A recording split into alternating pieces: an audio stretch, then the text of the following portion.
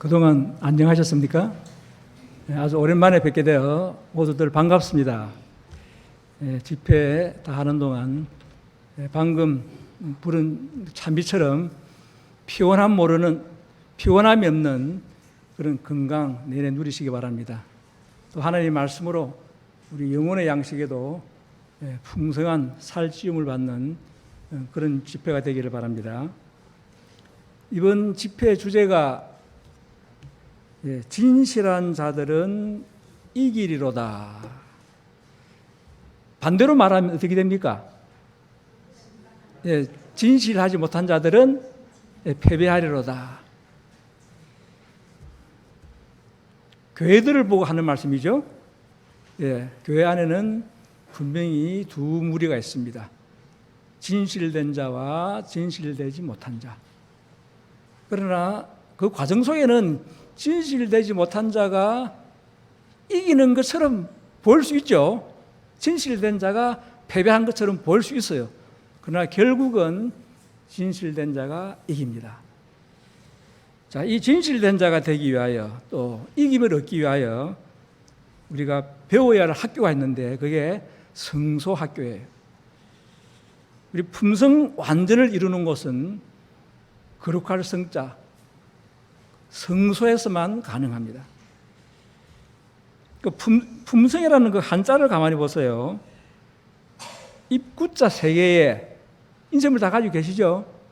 입구자 세 개에 입구자 세 개는 성삼위 하나님을 상징하겠죠. 아버지와 아들과 성령의 말씀, 삼위일체를 말하는 것이고, 그다음에 성자는 마음 심자에, 그 심자의 변형입니다. 마음 심자에 살생자. 그러니까 성삼위를 통하여 마음이 살아나는 것. 우리 모두가 죽었습니까? 네, 모두가 영적으로 죽어 있습니다. 우리 죽어가는 거예요. 그러나 성삼위를 통하여 우리는 마음이 살아나는, 그게 품성이에요. 그것이 성소에서 교육을 통하여 가능하다는 겁니다. 자, 1번 봅니다. 하나님의 형상대로 창조됨. 창세기 1장 27절에 보면은 하나님이 자기 형상 곧 하나님의 형상대로 사람을 창조하시되 남자와 여자를 창조하시고 생육하고 번성하여 땅에 충만하라. 하나님의 형상대로 땅에 충만하기를 바랬는데 아이 하나 놓기도 전에 범죄해버렸습니다. 지금 무엇이 충만합니까? 죄악이 충만한 세상이 되어버렸어요. 자, 실물교훈 310페이지에 거기 주석이 있습니다. 그들은 하나님의 뜻에 완전히 일치한 생애를 살았고 저희의 모든 애정을 저희 천부께 바쳤던 것이다. 그러나 그리하여 아름답고 부드러운 하나님의 빛이 그 거룩한 부부를 둘러쌌다. 이 빛의 두루마기는 하늘의 순결한 영적 옷의 상징이었다. 만일 저희가 하나님께 충실했더라면 그 빛의 두루마기는 언제까지나 계속해서 저희를 두르고 있었을 것이다. 그러나 죄가 들어옴으로 인하여 하나님과의 연결이 끊어지게 되고 그들을 둘렀던 빛은 사라지게 되었다. 하나님께서 아담을 창조했을 때 하나님의 걸작품이라 그랬습니다. 그 인쇄물은 제가 자리가 없어서 안 적었는데 읽어드릴게요. 초기 문제 275페이지에 보면 온 하늘은 하나님의 걸작품인 인류가 동료들에 의하여 타락할 대로 타락해서 짐승의 수준에까지 내려간 것을 보고 몹시 붕괴한다. 하나님의 형상을 닮은 하나님의 걸작품이 짐승의 수준에까지 내려갔다는 거예요. 자, 그들은 오늘날 이런 옷 안 입었죠, 그죠? 어떤 옷을 입었다 그랬습니까? 빛의 두루마기. 투명합니다, 빛은. 아마 제 생각에는 그게 아주 빛은 무지개 빛이니까 은은한 무지개 빛이 배이는 참 환상적인 그런 상상을 해봅니다. 범죄하지 않았으면 지금도 아담 살아있죠. 하와도 살아있죠. 영생을 누리고 있을 텐데 오늘날 우리의 모습은 하나님의 형상이 아닌 마귀의 형상을 담게 되었습니다. 이번에 범죄 후 즉각 나타난 자기 합리화의 성격. 창세기 3장 12, 13절 보니까 아담이 가로되 하나님이 주셔서 나와 함께 하게 하신 여자 그가 그 나무 실과를 내게 주므로 내가 먹었나이다. 여호와 하나님이 여자에게 이르시되 너가 어찌하여 이렇게 하였느냐. 여자가 가로되 뱀이 나를 꾀므로 내가 먹었나이다. 아담이 변명을 붙였습니다. 그죠? 그냥 내 아내가 하와 내 아내가 주어서 먹었다 하지 않냐고 뭘 앞에다 전제로 더 붙였습니까? 하나님이 주셔서 나와 함께 하게 하신 거기에 핑계를 대었고 자기 합리화를 하고 있습니다. 왜 하나님이 주셨습니까? 이 말 아닙니까? 하나님도 많은 책임이 있습니다. 이거잖아요. 자, 거기 부조 57페이지 보면은 아담은 그의 죄를 부인하거나 변명할 수 없었다. 그러나 참회의 태도를 나타내는 대신에 그는 그의 아내에게 그리고 그렇게 함으로 하나님 자신에게 죄를 씌우려고 노력하였다. 하나님이 주셔서 나와 함께 하신 여자 그가 그 나무 실과를 내게 주므로 내가 먹었나이다. 그는 범죄한 지금에는 그의 아내와 심지어 창조주 자신에게까지 범죄의 책임을 씌우려고 하였다. 죄악의 세력은 그처럼 무서운 것이다. 그 다음에 이제 하와에게 질문합니다. 너가 어찌하여 이렇게 하였느냐라고 물으셨을 때 그 여자는 뱀이 나를 깨므로 내가 먹었나이다라고 대답하였다. 왜 당신께서 뱀을 창조하셨습니까? 왜 뱀이 에덴에 들어오도록 허용하셨습니까? 이것들은 그 여자의 죄에 대한 변명 가운데 암시된 질문이었다. 그 마음 속에 그것을 품고 있었다는 거예요.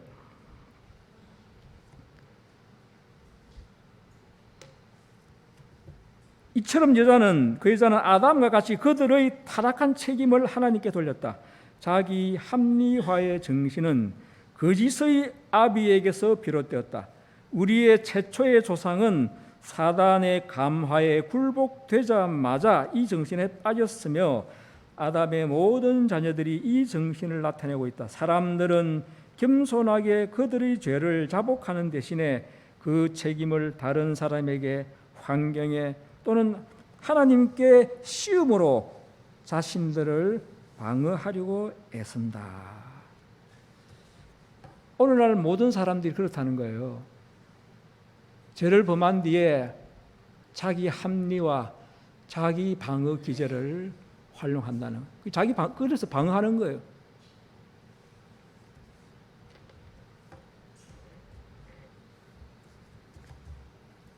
죄를 짓고 난 뒤에 솔직히 그냥 인정해버리면은 그 사람의 희망이 있습니까? 없습니까?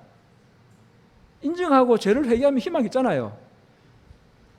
죄 자체를 나무라지 않습니다. 아담은 죄 자체를 나무랐지만은 아담은 하나님의 형상을 닮았기 때문에 전혀 완전한 상태이기 때문에, 그러나 우리는 불완전한 상태예요. 불완전한 상태이기 때문에 죄 짓는 것은 너무 당연해. 그렇잖아요. 그러나 그 죄를 나무라는 것보다 그 죄를 인정하고 그 죄를 회개할 때 하나님께 그거 요구하는 거예요. 그런데 오늘날 많은 사람들이 자기 합리화를 세우고 자기 방어를 세우고 이게 문제가 되는 거예요.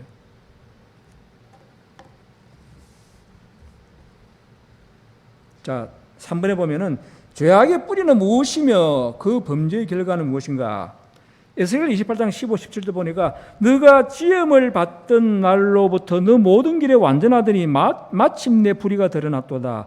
너가 아름다움으로 마음이 교만하였으며 너가 영화로움으로 너 지혜를 더럽혔으며 너가 죄악이 많고 무역이 불의함으로 내 모든 성소를 더럽혔으며.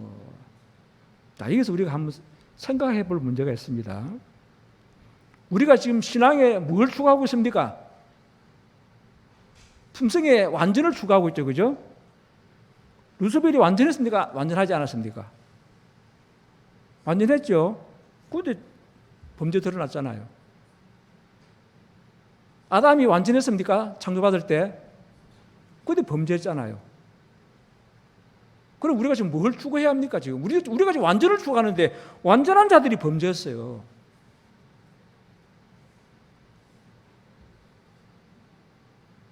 생각해 볼 문제죠. 완전하게 했는데도 범죄하는구나. 그런데 우리가 완전 추구한들 또 아담이 되고 또 루스벨 같은 전제를 밟을 것이 아니냐, 이런 생각 안 해보셨어요? 자, 그래서 우리의 완전은 아담의 완전보다 더 완전해야 합니다. 그렇죠? 그러니까 한마디로 루스벨도 변했고 아담도 변했잖아요. 죄를 짓자마자 그냥 자기 함대와 정기 드러나고 아내를 책임지고 하나님께 책임 돌리고. 우리의 완전은 변하지 않을 완전해야 합니다. 우리는 변해요. 통회하고 회개하고 온전히 되었다 하는 순간에 선자는 뭐 조심하라고요? 넘어질까 조심하라. 우리는 넘어지지 않는 완전, 변하지 않는 완전을 우리는 추구합니다. 그 길이 성소 안에 있는 거예요.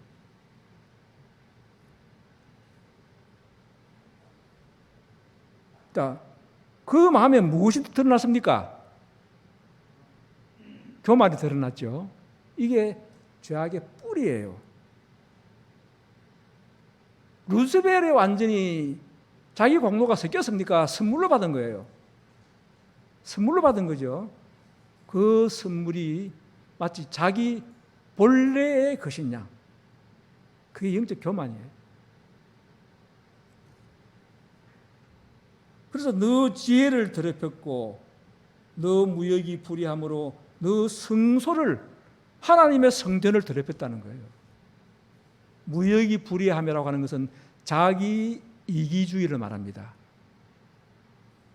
그리고 하나님의 교회 사업에도 개인의 이기주의가 섞여 있다면 성소를 더럽힙니다. 그렇죠? 사단에게서, 바로 루스벨에게서 그것이 나타났어요. 잠언 16장 18절에는 교만은 패망의 선봉이요 거만한 마음은 넘어짐의 앞잡이니라. 가장 치유하기 힘든 것이 교만과 거만입니다. 간음죄 짓고 도둑질 하는 죄보다 이게 더 큽니까? 예? 간음죄를 짓고 도둑질하는 죄를 지어도 자기 죄를 아니까 회개하면 희망이 있지만은 교만과 거만은 자신을 몰라요. 자신의 참모습을 몰라요.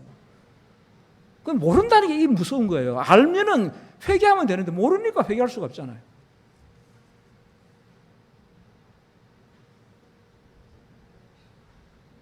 예레미야 17장 9절에는 만물보다 거짓되고 심히 부패한 것은 마음이라 누가 능히 이를 알리오. 세상에서 하나님의 형상을 걸작품으로 만드는 그 인간의 마음이 세상에서 가장 부패한 것이 되어버렸다는 거예요. 극과 극이 되어버렸습니다. 그래서 로마서 1장 22, 23절에는 스스로 지혜 있다나 우준하게 되어 썩어지지 아니하는 하나님의 형상을 썩어질 사람의 금수와 버러지 형상의 우상으로 바꾸느니라. 참 엄청나게 밑바닥에 떨어져 버렸습니다.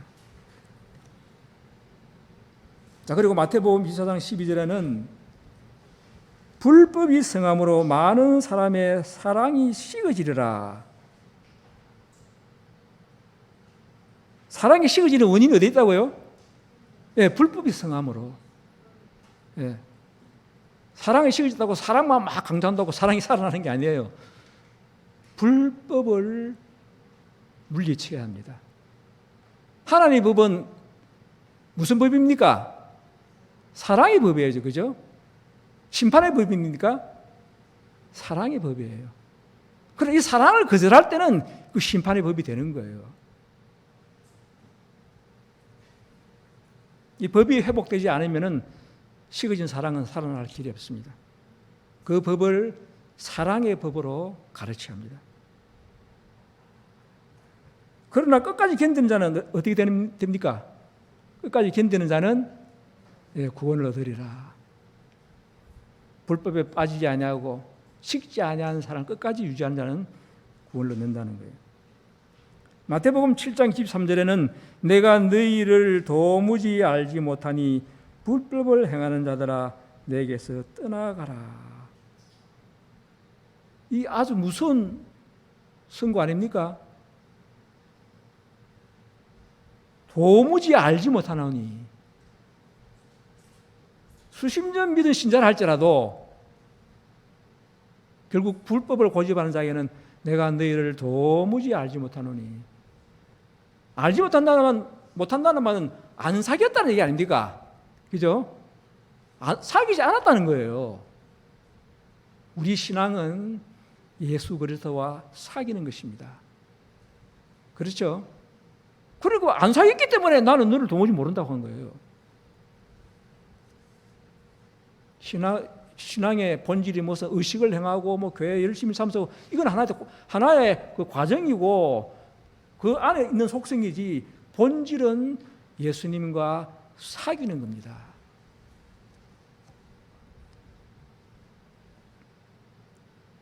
사번에 그리스도의 속죄와 배워야 할 그의 품성. 마태복음 11장 28절로 30절 보면은 나는 마음이 온유하고 겸손하니 나의 멍에를 메고 내게 배우라. 그러면 너희 마음이 쉼을 얻으리니 이는 내 멍에는 쉽고 내 짐은 가벼우니라. 나는 마음이 온유하고 겸손하니 왜 이런 말을 서두에 꺼냈을까요? 누가 예수님 마음 어떻습니까? 물어본 것도 아닌데.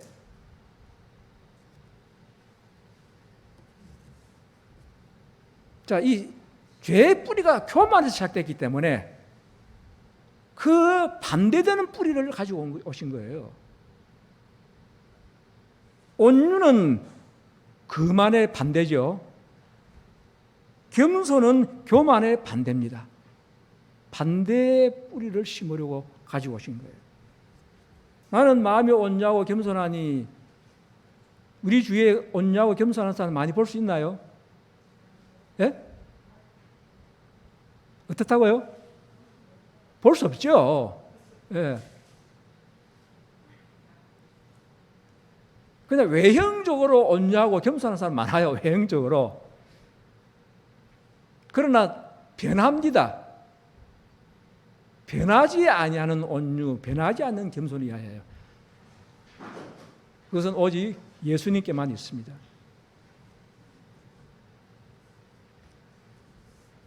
자, 온유와 겸손하니 나의 멍에를 메고 배우라. 그럼 뭘 배운다는 겁니까? 온유 겸손을 배우는 거 아닙니까? 자, 그 밑에 주석이 나와요. 만약 우리가 그리스도의 학교에서 마음의 온유와 겸손을 즐거운 마음으로 배우면 그분은 우리에게 틀림없이 평화와 안식을 주실 것이다. 우리의 뜻과 방법을 포기한다는 것은 매우 어려운 투쟁이다. 그러나 우리가 이 교훈을 배우면 우리는 평화와 안식을 발견할 것이다. 우리는 교만과 이기심과 야망을 극복해야 한다. 우리의 뜻은 그리스도의 뜻 안에 삼켜져야 한다. 결국 우리가 신앙한다는 것은 온유 겸손 배우는 거예요. 그거 빠지면은 그냥 부수적인 것만 많이 배우고 우리는 어쩌면 살아왔는지 몰라요. 우리 개혁운동 초기에도 어떤 외형적인 어떤 교리, 뭐 이것을 먹어야 되고 저것을 먹지 말아야 되고 뭐 이렇게 입어야 되고 뭐 이런 쪽에 물론 그 틀린 건 아니지만은 비중을 그쪽에도 많이 둔 것 같아. 온유와 겸손에다 비중을 뒀어야 되는데 결국 교회가 갈라졌잖아요. 온유 겸손을 못 배워서 갈라졌어요. 교회가. 우리에게도 반의 책임이 있습니다.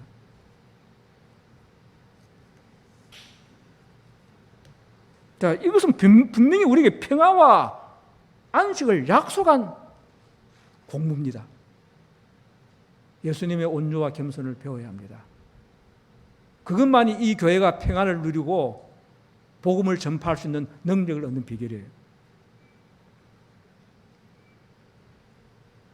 이사야 53장 5절로 7절 보면은 그가 찔림은 우리의 허물을 인하며 그가 상함은 우리의 죄악을 인함이라. 그가 징계를 받음으로 우리가 평안을 누리고 그가 채찍에 맞음으로 우리가 나음을 입었도다. 그가 곤욕을 당하여 괴로울 때에도 그 입을 열지 아니하였으며 마치 도수장으로 끌려가는 어린 양과 털 깎는 자 앞에 잠잠한 양같이 그 입을 열지 아니하였도다. 예수님의 품성을 아주 우리에게 감동적으로 전개해 주고 있습니다. 그가 징계를 받음으로 우리가 평안 누리고 그가 채찍에 맞음으로 우리가 나음을 입었도다. 이걸 신신학적으로 해석하면은 예수님은 징계를 받고 채찍에 맞고 우리는 평안을 얻고 우리는 나음을 입고 우리는 징계 맞고 채찍 맞으면 안 되나요?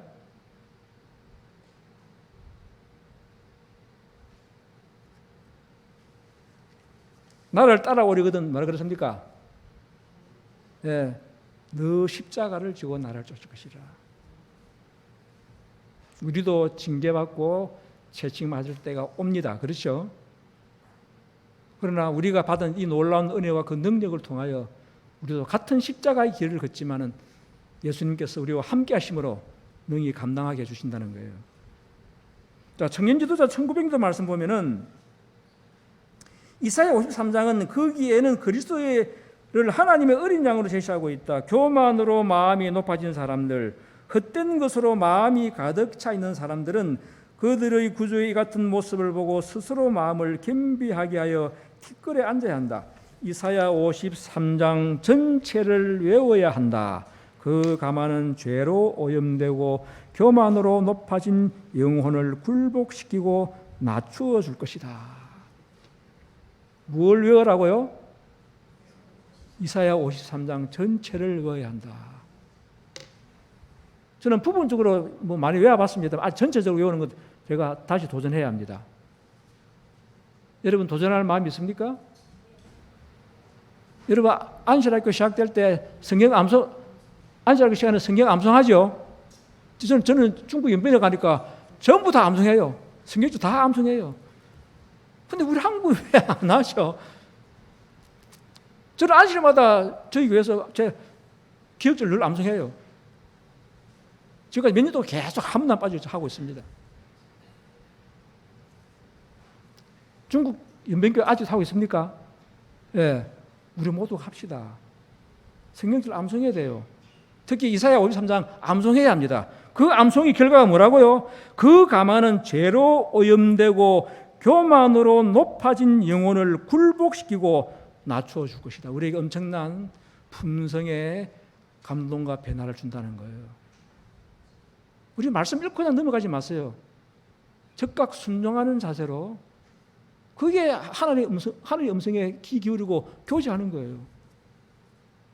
예수님 마음을 암송하는데 그의 희생과 그의 사랑과 그가 받은 모든 고난을 내 마음속에 새기고 암송하는데 이보다 더 큰 감화가 어디 있겠어요?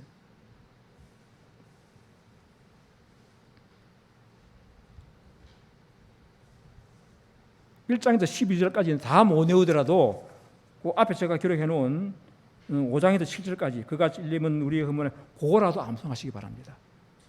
아니면은 적어 가지고 프린트 해가지고 가지고 다니면서 읽으세요. 항상 소지하면서. 참으로 예수님의 사랑을 더 깊이 깨닫고 더 큰 은혜로 우리와 함께 주실 것입니다. 5번 하나님의 요구하시는 품성 완전이란 베드로전서 1장 15, 16절 보니까 오직 너희를 부르신 거룩한 자처럼 너희도 모든 행실에 거룩한 자가 되라. 기록하였으되 내가 거룩하니 너희도 거룩할지어다.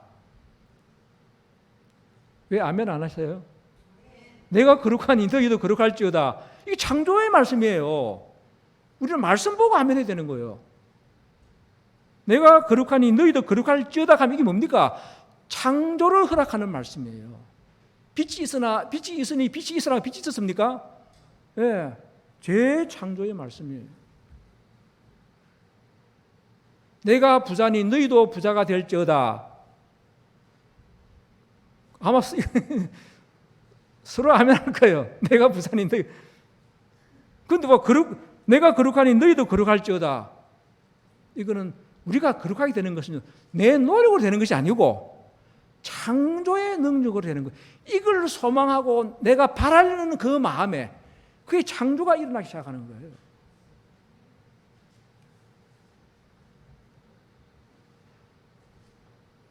자, 요한일서 3장 9절 보니까 하나님께서 난 자마다 죄를 짓지 아니하나니 이는 하나님의 씨가 그의 속에 거함이요 저도 범죄치 못하는 것은 하나님께로서 났음이라. 저는 이 말씀 읽을 때마다 겁이 나요. 자극이 돼요. 여러분 어떻습니까? 하나님께서 난 자마다 죄를 짓지 아니하나니 하나님의 씨가 그의 속에 거함이요 저도 범죄치 못하는 것은 하나님께로서 났음이라. 심각한 성경 구절이죠. 다시 한번 우리 신앙관을 점검해 봐야 합니다. 그럼 내가 많은 죄를 짓고 허물을 범했는데 내가 하나님께서 낳은 것이 아닌가? 하나님의 씨가 내 속에 있는 것이 아닌가? 네, 퀘션 마크 붙여야 돼요. 자, 더 연구해 봅시다. 계시록 14장 4절 5절 보면은 이 사람들은 여자로 더불어 더럽히지 아니하고 정절이 있는 자라 그 입에 거짓말이 없고 흠이 없는 자들이더라. 이 여자는 누구를 말하는 겁니까? 뭐 세상 여자하고 간통하지 말라는 거예요? 여자로 더불어 더럽히지 아니하고 이 어떤 의미입니까? 예? 이 여자는 어떤 여자입니까? 예. 성경의 예언상에는 두 여자가 나오죠. 정결한 여자와 간음한 여자. 그럼 여기 말하는 여자는 정결한 여자입니까? 간음한 여자입니까? 예, 간음한 여자란 말은 영적으로 말해서 무슨 의미입니까? 세상과 합한 여자예요. 그죠? 오류가 섞여 있어요. 세상과 연합한 여자, 교회. 더불어 더럽히지 아니했다 이 말은 무슨 말입니까? 거기서 나왔다는 거잖아요. 같이 있으면 결국 더럽혀지는 거예요. 그래서 우리가 탈출해 나온 거예요. 분리돼 나온 거예요. 모든 죄로부터 모든 세상의 더러운 것으로부터 우리는 분리해 나온 거예요. 이 교회는 세상과 짝하지 않죠. 예, 우리는 부족하지만은 이 교회의 가르침은 세상과 짝하지 않은 교회입니다. 그 입에 거짓말이 없고 흠이 없는 자들이더라. 이 여자 사랑하고 저 여자 사랑하고 그게 오늘 세상 사람들의 모습 아닙니까? 그죠? 정들이라는 뭡니까? 하나님께 바친 나의 신앙의 신조 그것이 변하지 말아야죠. 그러나 그 교회가 가늠한 교회라는 걸 알았다면 그때는 우리는 나와야 됩니다. 세상과 짝하고 교리가 성경과 맞지 않고 그때는 우리가 나와야죠.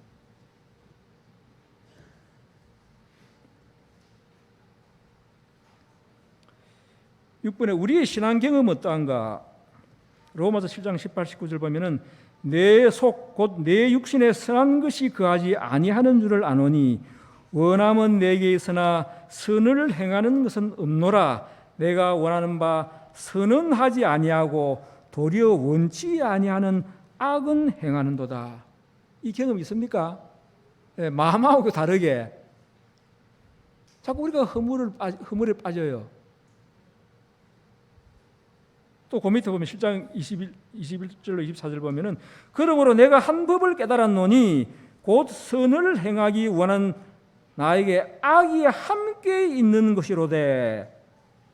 내 속 사람으로는 하나님의 법을 즐거워하되 내 지체 속에 한 다른 법이 내 마음의 법과 싸워 내 지체 속에 있는 죄의 법 아래로 나를 사로잡아 오는 것을 보는도다.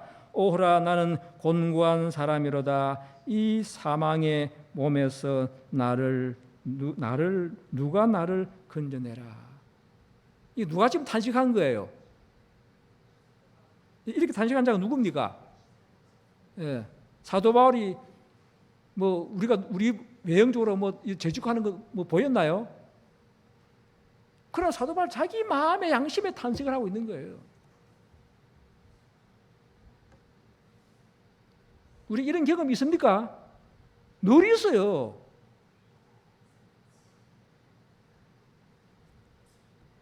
성경을 봐야 하는데 텔레비를 보고 있어. 제가 그래요. 성경을 봐야 하는데 텔레비를 보고 있는 거예요. 기도를 해야 되는데 스마트폰을 보고 있는 거예요. 이게 우리 모습이에요. 내가 알아. 그런데 누가 이겼습니까? 내 속 사람이 이겼습니까? 그 사람이 이겼습니까? 그 사람이 이긴 거예요. 내 지체 속에 한 다른 법이 내 마음의 법과 싸워 내 지체 속에 있는 죄의 법 아래로 나를 사로잡아오는 것. 속 사람이 져버렸어. 이게 사도 바울의 그 훌륭한 사도 바울의 경험이에요.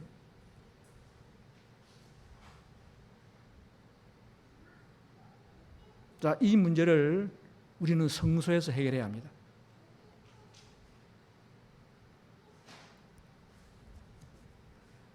(7번에) 보면 성소를 통한 완전한 품성으로의 교육. 그리스도인 품격 2권 327페이지 보면은 마음은 우리가 가지고 있는 최고의 재산이다. 그러나 그것은 세상이 일찍이 알았던 교육자 가운데서 최고요 가장 진실한 교사이셨던 그리스도께서 세우신 학교에서 연구와 반성과 배움으로 훈련되어야 한다. 우리의 최고 재산은 무엇이라고요? 마음이다. 저 지난 안식일에 그 아침 기도록에 보면은 이런 산호나 수정으로도 말할 수 없나니 지혜의 값은 홍보석보다 귀하구나. 여기 28장 18절에 나오는 저 지난 안식일 아침 기도록이에요. 지혜가 뭡니까? 하나님의 말씀이 지식에 내 속에 들어와서 내 마음 속에서 흘러나갈 때 그게 지혜예요. 그게 그 품성입니다. 우리 마음은, 우리 품성은 세상의 어떤 보석보다도 비교할 수 없이 귀하다는 거예요. 그래서 우리를 사람을 오빌의 금처럼 희귀케 하리로다. 하나님께서 우리 마음이 가장 귀한 보석이 되기를 바랍니다. 사실 하늘나라 가는 건 우리 마음밖에 없잖아요. 그죠? 우리 외형은 사카라 입습니다. 새 육신으로. 그러나 보석으로 한 그 마음을 하나님께서 하늘로 데려가십니다. 대생도 학원 1888년도 말씀에 보면은 하늘에 있는 성소는 인류를 위한 그리스도 사업의 바로 중심이 된다. 이것은 세상에 사는 모든 영혼들과 관계를 가진 것이다. 그것은 구속의 계획을 밝히 드러내고 때의 맨 나중까지 보여주며 의와 죄 사이에 있는 투쟁에서 의의 편이 최후의 승리를 거두게 될 것을 나타내준다. 이 문제는 모든 사람이 충분히 연구하여서 저희 속에 있는 소망의 까닭을 묻는 자들에게 능히 대답할 수 있도록 하여야 할 것이다. 성소를 연구하라 그랬죠. 어디 있는 성소요? 성소 어디 있다고요? 하늘에 있습니다. 이 땅에는 성소가 없어요. 언제 없어졌습니까? 예? 예, 십자가 돌아가실 때 휘장이 다 찢어졌습니다. 다 폐기 처분돼 버렸습니다. 성소는 하늘로, 원령의 하늘이 있으니까 거기서 봉사하고 계십니다. 지금은 성소 3칸이 있는데 어느 칸에 봉사하고 계십니까? 네, 지성소 봉사하고 계십니다. 자, 그래서 이제는 우리가 이 바깥들과 성소와 지성소를 배우게 될 텐데 오늘 이 시간에는 바깥들밖에 배울 시간이 없습니다. 바깥들까지만 보겠습니다. 성소의 바깥들 그걸 대속이라고 하고 죄의 정죄에서 우리가 구원을 받습니다. 이 바깥들에서는 죄 용서가 있고 칭의, 입혀 주신 의죠. 칭의가 있고 구원이 시작됩니다. 그 그림 보면 위에 그림은 뭡니까? 위에 그림은 번제단이고 밑에는 물두멍입니다. 번제단은 죄를 불사르는 곳이고 물두멍은 정결 내식을 하는 곳입니다. 에베소 2장 5절 보니까 허물로 죽은 우리를 그리스도와 함께 살리셨고 너희가 은혜로 구원을 얻은 것이라. 구원 얻었습니까? 네, 은혜로 선물로 구원을 얻은 것이다. 이 번제단의 경험이에요. 자, 팔복에 보면은 마태복음 5장 3절 심령이 가난한 자는 복이 있나니 천국이 저희 것이며 이 바깥들에서 일어나는 경험이에요. 이 천국은 어느 천국입니까? 예? 하늘 천국이에요? 예? 예, 마음의 천국, 은혜의 천국이에요. 이 땅에 있는 마음의 천국, 은혜의 천국이에요. 그래서 애통하는 자는 복이 있나니 저희가 위로함을 받을 것이며 죄를 통해하는 이것도 바깥들 번제단에서 또 물두멍에서 경험하는 팔복 중에 두 복이 있습니다.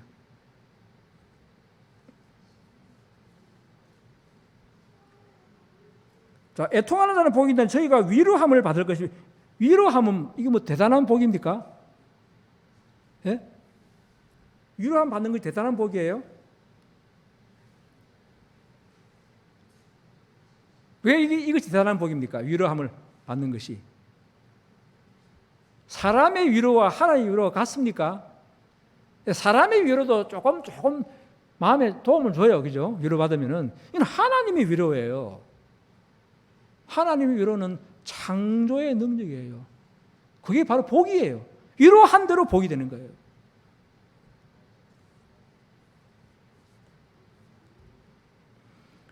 베드로전서 3장 21절 보니까 물은 그리스도 예수 그리스도의 부활하심으로 말미암아 이제 너희를 구원하는 편이 곧 침례라 육체에 더러운 것을 제하여 버림이 아니요 오직 선한 양심이 하나님을 향하여 찾아가는 것이라.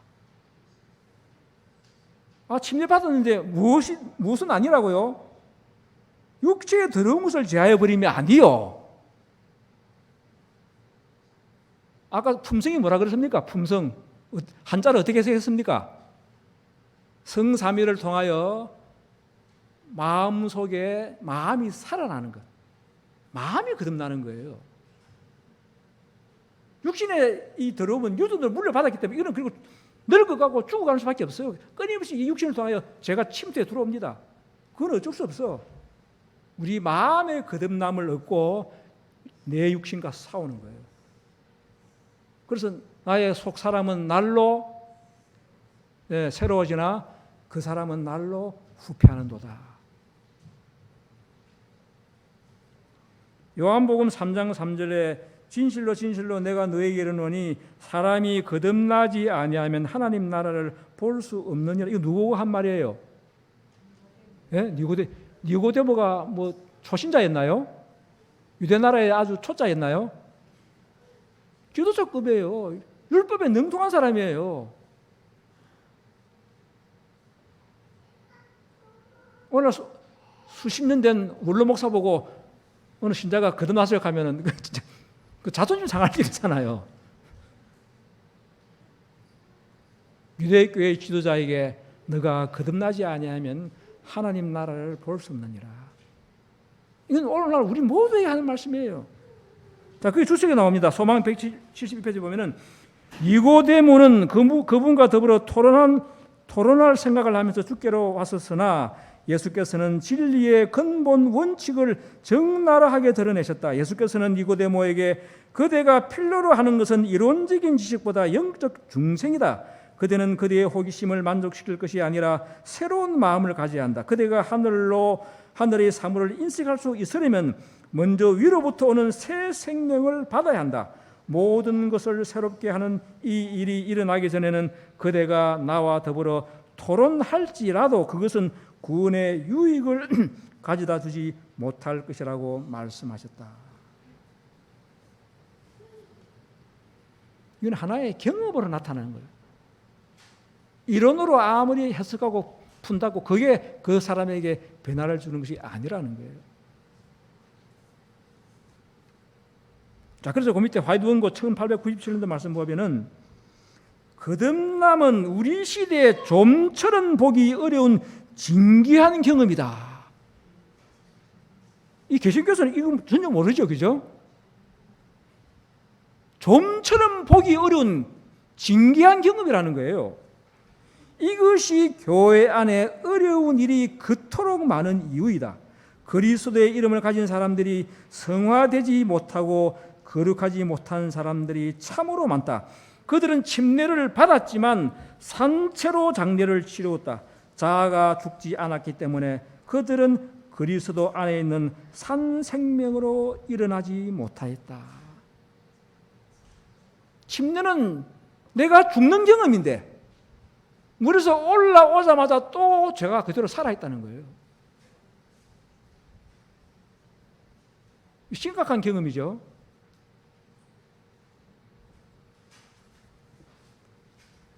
일요일교회가 제가 일요일 예배 한번 참석해 본 적이 있습니다. 그는 침대 안 주잖아요. 사람 세워놓고 이렇게 물 뿌려 이렇게. 그래가 거듭났다는 거예요. 참 말이 안 되죠. 몇 방울 물 뿌려가지고 그게 무슨 거듭나는 예식이에요. 근데 우리가 물속에 장사 이러는데도 죽지 않고 그대로 일어난다는 거예요. 과거 제가 부산에 서면 그 지하도 분수대 그 주변에 앉아가지고 친구와 이야기를 하고 있는데 어느 일요일교회 여집사님 두 분이 이 전도지를 막 이렇게 돌려주면서 저에게까지 와가지고 전도지를 줘요. 저 전도지 항상 호주만 가지고 다녔거든요. 그래서 제가 또 만든 전도지 거짓과 진실 전도지 저도 줬어요. 제가 고맙습니다 하고 저도 줬어요. 그러니까 그 전도하시는 그 집사님들이 아니 왜 이거 우리가 또 받아야 합니까? 저는 이미 믿는 사람인데 자기한테 왜 주냐는 거예요. 그래서 제가 집사님이 제게 주신 전도지는 씨 뿌리는 전도지고 제가 드린 전도지는 추수하는 전도지입니다. 그랬어요.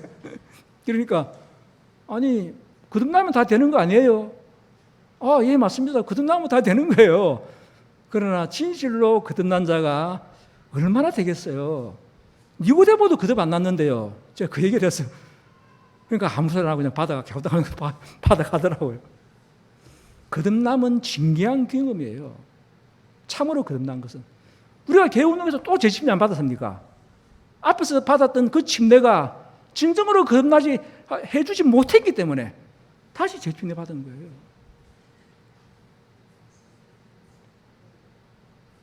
재침례 받고 저도 재침례 받았으면 이제 허물이 안 드러나야 되는데 저에게 또 허물이 드러나요. 또 세 번째 또 받아야 됩니까? 진정으로 거듭남, 변하지 않는 거듭남, 이 경험이 일어날 때까지 우리는 통회하고 또 통회해야 합니다.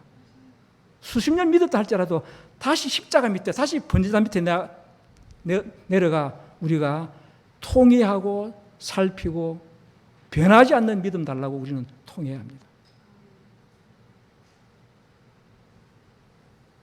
갈라디아 2장 10절 보면은 내가 그리스도와 함께 십자가에 못 박혔나니 그런즉 이제 내가 산 것이 아니요 오직 내 안에 그리스도께서 사신 것이라. 이제 내가 육체 가운데 사는 것은 나를 사랑하사 나를 위하여 자기 몸을 버리신 하나님의 아들을 믿는 믿음 안에서 사는 것이라.